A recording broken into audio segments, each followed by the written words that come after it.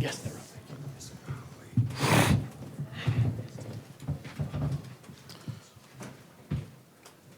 Joe, crunch time seemed to go a lot smoother for you guys tonight. It seemed like you were just a step ahead in every regard, and then you had that 4 failed inbounds play at the end. I guess just how satisfied were you with just the way you guys dominated at the end?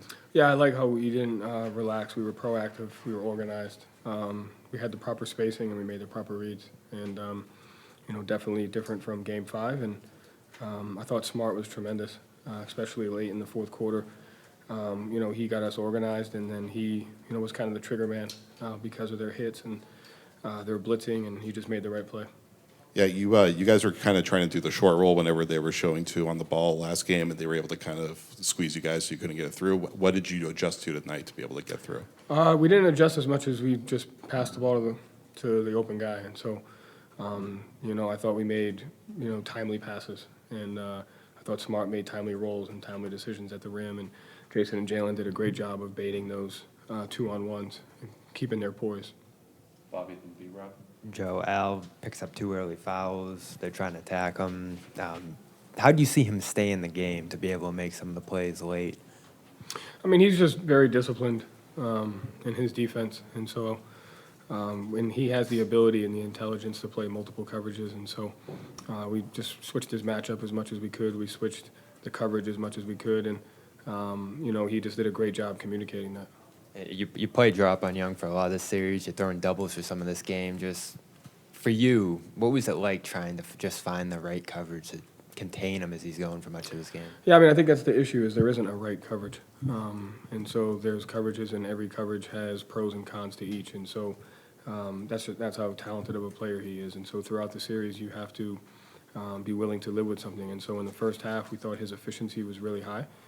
He had 25 points, only, I think it was 4 assists, and whereas last game he had points and assists. So we felt pretty comfortable with the game plan as far as making him, score over and over again. We didn't do a great job in the first half with their bench. I thought we did a better job in the second half with their bench, and then, we just tried to keep him off rhythm as much as we could. Joe's quite the shootout for the first 3 quarters there. What allowed you guys in the fourth quarter, you feel like, to turn the corner defensively there, get some stops together, and went into you went with a lot of mixing and matching there around a stretch. What was the kind of philosophy behind that? Behind the just like a lot of mixing and matching with the subs. Yeah, I mean, I thought it was just warranted. I thought Grant played a tremendous game, and credit to him, for his professionalism, his humility, to just constantly be ready. And I thought he was a big part of our late game defense because of our switching, and he really helped us in that regard. And so, credit to him. And we were just changing coverages, changing defenses, keeping them off rhythm as much as we could. And I thought our guys did a great job at the end of just locking in. They wanted to win. They kept the momentum, the energy, the edge of the game, and they executed.